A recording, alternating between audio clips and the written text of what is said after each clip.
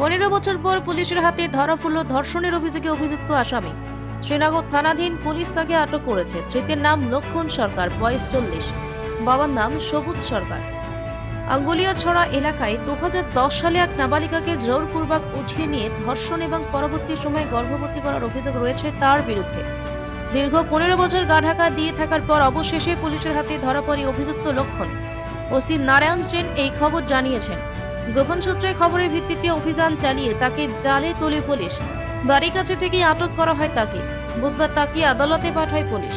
অভিযুক্তের কঠিন শাস্তির দাবি উঠেছিল তৎকালীন সময়ে। পুলিশ এখন কি চার্জশিট দেয় তার উপরে নির্ভর করছে অনেক কিছু।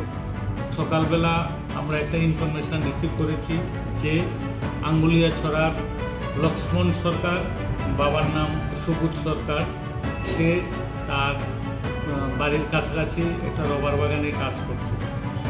তার বিরুদ্ধে একটা NBW ওয়ারেন্ট ছিল। দীর্ঘ 15 বছর আগে সেই কেসটা হয়েছিল। Case number 12/2010।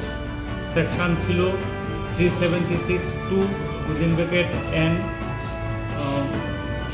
417 417 313 366 342 IPC। সেই মোতাবেক আমরা তাকে ওয়ারেন্টি মূলে অ্যারেস্ট করেছি। দীর্ঘ 15 বছর পর তাকে আমরা অ্যারেস্ট করতে সক্ষম হয়েছি। আজকে আমরা তাকে কোর্টে ফরওয়ার্ড করব। অ্যারেস্ট করার জন্য আমরা কয়েকবার অ্যাটেম্প্ট নিয়েছি, কিন্তু প্রত্যেকবারই সে বাড়ি থেকে আমাদের পুলিশ দেখে বাড়ি থেকে পালিয়ে যায়। ওয়ারেন্ট সেটার মধ্যে আর ওর অন্য কেউ নাম নেই।